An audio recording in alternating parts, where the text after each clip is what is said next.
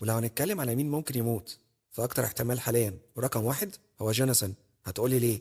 هقولك بسبب حوار الخاتم ده. فاحنا شفنا ماراي بيجيب الخاتم لجوناثان عشان يتقدم لنانسي، فما اعتقدش الدنيا هتمشي حلو ونشوفه يتقدم ليها في الاخر عادي. فممكن نشوفه يموت في لحظة مؤثرة بعد ما مثلا يديها الخاتم، او هي تشوفه معاه، او يحصل العكس ونشوف نانسي هي اللي تموت عشان تبقى المفاجأة الكبرى، وبكده يبقى ولا جوناثان او ستيف بقوا معاها.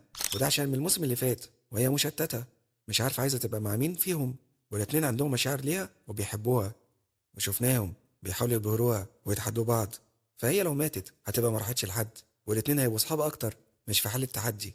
وللأسف دي توست غلسة، بس حاسسها ممكن تحصل اكتر ونانسي هي اللي تموت في الاخر.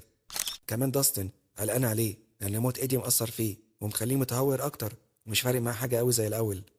فداستن للأسف عندي يدخل في احتمال الشخصيات اللي ممكن يحصل لها حاجة، بس في ده أتمنى توقعي يكون غلط. كمان شفنا إليفن ومايك بيتكلموا فهيعملوا إيه بعد ما يخلصوا على فيكنا، وإنهم يروحوا البلد تانية ويتفسحوا كده.